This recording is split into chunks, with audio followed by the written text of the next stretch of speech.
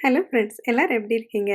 நாம இன்னைக்கு ஓட்ஸ் வச்சு சிம்பிளா, ஈஸியா ஒரு நல்ல காரமான பொங்கல் எப்படி பண்ணலாங்கிறத பார்க்க போறோம். வாங்க வீடியோக்குள்ள போகலாம். நான் உங்கள் Vicky Xavier. Welcome to Vicky's kitchen. யாராவது புதுசா நம்ம சேனலுக்கு வந்திருக்கீங்கன்னா, சப்ஸ்கிரைப் பண்ணிட்டு தொடர்ந்து பாருங்க. எனக்கு தெரிஞ்ச வரைக்கும் ஓட்ஸ்ல 3 வகையா கடையில விப்பாங்க. ஒண்ணு ஓல்ட் ஃபேஷன் ஓட்ஸ். அதாவது நம்ம இன்னைக்கு யூஸ் பண்ண போறது.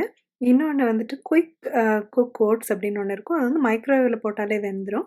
இன்னொன்னு ஸ்டீல் கட் ஓட்ஸ்ன்னு ஒண்ணு இருக்கு.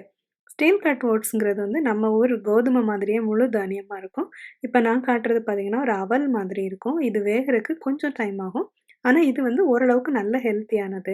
நம்ம ஸ்டீல் கட் ஓட்ஸ் தான் பெஸ்ட்டு. ஆனா அதுக்கு நெக்ஸ்ட் குவாலிட்டி இது. பட் இது நம்ம குயிக்கா பண்ணலாம் அப்படிங்கிறனால நான் இத யூஸ் பண்ண போறேன். நம்ம எந்த வகையான ஓட்ஸ் வேணாலும் யூஸ் பண்ணலாம் இந்த ரெசிபிக்கு. சில ஓட்ஸ் பாக்கெட்ல இனிப்பு போட்டு வச்சிருப்பாங்க. அந்த சீனி போட்டத நம்ம வாங்கிற வேண்டாம். ஓட்ஸ்ல நம்ம சிறுதானியங்கள் மாதிரியே நெறைய ஃபைபர் இருக்கு. அது நம்ம இதயத்துக்கு ரொம்ப நல்லது. அத நம்ம அரிசிக்கு பதிலா காலை உணவா எடுத்துக்கிறது ரொம்ப ஹெல்த்தியானது. ஓட்ஸ் காரப்பொங்கல் செய்ய தேவையான பொருட்கள்: plain old fashion oats 1 cup, பாசிப்பருப்பு 1/4 கப். அதாவது 1 பங்கு ஓட்ஸுக்கு 4ல 1 பங்கு பாசிப்பருப்பு எடுத்துக்கிறோம். நம்ம வழக்கமா பண்ற மாதிரி பாசிப்பருப்பை நல்லா கழுவி கொஞ்சம் தண்ணியில ஊற வச்சுக்குவோம். இந்த ஓட்ஸ் காரப்பொங்கலை நம்ம ரொம்ப ஈஸியா குக்கர்ல பண்ணிடலாம். நான் இன்னைக்கு எலக்ட்ரிக் குக்கர், அதாவது இன்ஸ்டன்ட் பாட்ல பண்ணி காட்டுறேன்.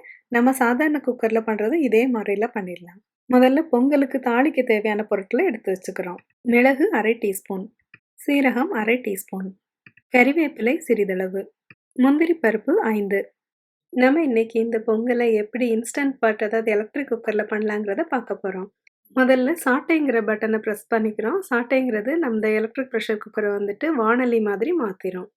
இது நம்ம ஆர்டினரி ப்ரெஷர் குக்கர்ல ஸ்டவ் டாப்ல பண்றோம்னாலும் அடுப்புல ப்ரெஷர் குக்கரை வச்சுட்டு நம்ம ஹீட் பண்ணிக்கிறோம். குக்கர் சூடானதும் அதில் 1/2 டீஸ்பூன் நெய் சேர்த்துக்கிறோம். நெய் வேண்டாம் அப்படின்னா நம்ம நல்லெண்ணெய் கூட சேர்த்துக்கலாம். ஆனால் நெய் நமக்கு எக்ஸாக்டாக நமக்கு பொங்கல் மாதிரியே ஒரு டேஸ்ட் கொடுக்கும். நெய் உருகுனதும் நம்ம எடுத்து வச்சிருந்தோம் இல்லையா, அந்த மிளகு, ஜீரகம், அந்த முந்திரி, இது எல்லாத்தையும் போட்டு லேசாக வதக்கிக்க போகிறோம். முந்திரி பொன்னிறமாக வர்ற வரைக்கும் வதக்கணும். இப்போ பார்த்தோன்னா நமக்கு முந்திரி நல்லா பொன்னிறமாக தெரியுது. உடனே நம்ம ஓட்ஸ் எடுத்து வச்சிருந்தாலே அதை போட்டு லேசாக வதக்கணும். ஒரு 2-3 செகண்ட் வதக்குனா போதும். இது கூட நம்ம கழுவி வச்சுருந்தோம் இல்லையா, அந்த பாசிப்பருப்பையும் சேர்த்துக்கிறோம். அது கூட 3 கப் தண்ணி ஊற்றிக்கிறோம். அது கிட்டத்தட்ட 2 மடங்கு, அதாவது 1 கப் ஓட்ஸு, அப்புறம் 1/4 கப் நம்ம பாசிப்பருப்பு எடுத்திருந்தோம் இல்லையா, அதனால் 2 மடங்கு கிட்ட எடுத்துட்டுறோம். கிட்டத்தட்ட 3 கப் தண்ணி எடுத்துக்கிறோம். அப்போ தான் பொங்கல் நல்லா குழைவாக வரும். இது கூட 1/4 டீஸ்பூன் உப்பு சேர்த்துக்கிறோம். இனிமேல் ஒரு தடவை நல்லா கலந்து விட்டுக்குவோம்.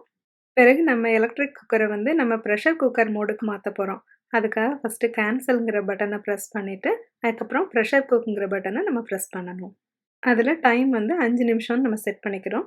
டிஃபால்ட்டாக அது ஹை ப்ரெஷரில் தான் இருக்கும். அதனால் வேறு எதுவும் நம்ம பண்ண தேவையில்லை. இனிமேல் மூடி போட்டு வெயிட் வால்வெல்லாம் வச்சிடணும். நம்ம யூஷுவல் ப்ரெஷர் குக்கர் மாதிரி தான். ஒருவேளை நம்ம ஸ்டவ் டாப் ப்ரெஷர் குக்கரில் பண்ணுறோம் அப்படின்னா நம்ம ஒரு விசில் வந்தோடனே தீயை நல்லா குறைச்சி வச்சுட்டு 5 நிமிஷம் வேக விட்டு ஆஃப் பண்ணிடணும். இது எலக்ட்ரிக் குக்கர் தானே ஆஃப் ஆயிரும். அதுக்கப்புறம் நம்ம ஒரு 5 நிமிஷம் வெயிட் பண்ணிவிட்டு அந்த ப்ரெஷர் வால்வை லேசாக ரிலீஸ் பண்ணிவிட்டு திறந்துடணும். இப்போ பார்த்தோன்னா நல்லா குழைவாக நம்மளுக்கு ஓட்ஸ் பொங்கல் ரெடி ஆயிடுச்சு. இது நம்ம அரிசி பொங்கல் மாதிரியே தான் இருக்கும். ரொம்ப டேஸ்டியாக இருக்கும். இது கூட காரம் இன்னும் கொஞ்சம் வேணும் அப்படின்னு நினச்சோன்னா மிளகு, ஜீரகத்தை லேசாக இடித்து போட்டுக்கலாம். நான் மிளகு ஜீரக பொடி வச்சுருப்பேன். அதை கொஞ்சம் தூவிப்பேன். அதை நல்லா மிக்ஸ் பண்ணி விட்டுக்கலாம்.